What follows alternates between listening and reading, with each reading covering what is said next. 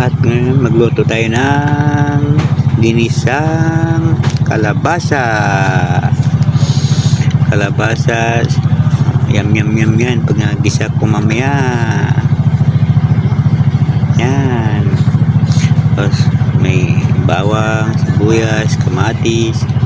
Nagpainit na ako ng kawali. Una kong nalang ay ang karne.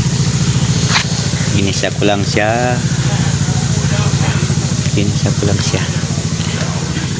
Hanggang sa mamula-pula. Antay na natin kung mula-pula yung karne. Tapos pag okay na, ilagay, takpan ko muna saglit para lutong-luto talaga. Ngayon pag okay na, okay na siya, tatabi ko, babawasan ko ng mantika kasi sobrang mantika. Ilalagay ko dun sa kawaling maliit. Pwede yan pang prito. Ganyan. Bisa ko na yung bawang.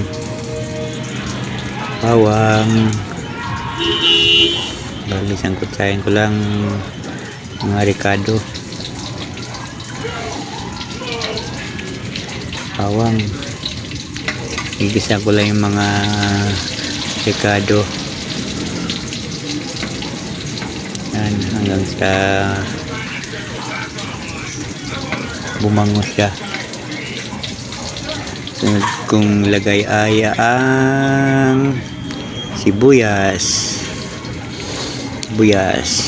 Yum mamaya ka na kamatis. Lutuin ko lang saglit tong sibuyas. Pag okay na yan. Okay na to, parang okay na. Lagay ko na yung kamatis. Okay, kamatis na. Pwede na yan, kamatis. Lutuin lang natin ulit din yung kamatis. Tapos pag medyo okay na yung kamatis, halo natin sabay ito lahat. Ganda yung kamatis, halo ko na. Pwede na ito halo lahat. Kakulagyan ng paminta.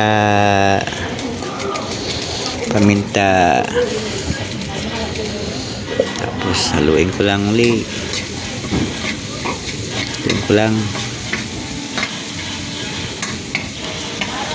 Halo para lumasa dun sa karni. Next,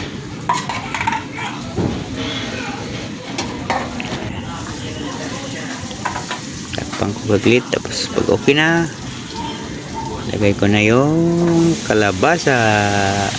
Ito na. Haluin ko lang para lumasa yung buong surface ng kalabasa. Didikit yung mga ricado sa katawan ng ginayat na kalabasa.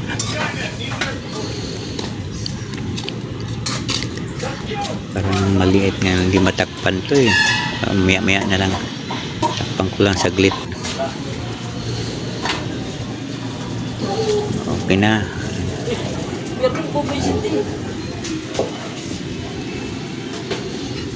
Isa na kumulo. Isasalin ko sa kaserola kasi gusto ko matakpan para mabilis maluto pag nakatakip. Yan. Saling ko muna. Yung sa loob ng kawali, nilagyan ko ng konting sabaw. Naling ko rin doon, sayang nandun yung lasa. Haluin sa katamtamang apoy. Tapos takpan ko muna saglit. Pag okay na, ay di pa. pag ano kumulo. Isabay ko na yung Nor Cube. Nor Cube.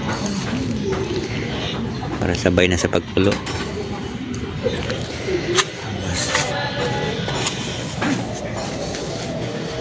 Takpan ko muna saglit.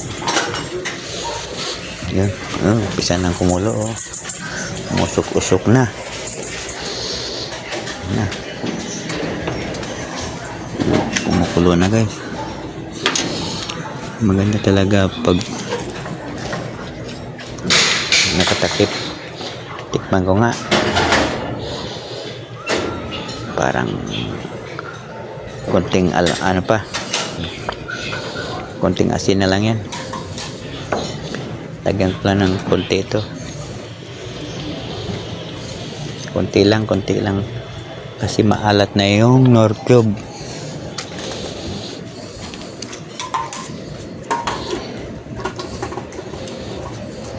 Nor Cube ang ginamit ko eh. Takpang ko lang saglit. Ito na ang finished product natin. Ginisang kalabasa. Kain tayo. Kain tayo. Titikman ko na. Ito. Sarap. Perfect.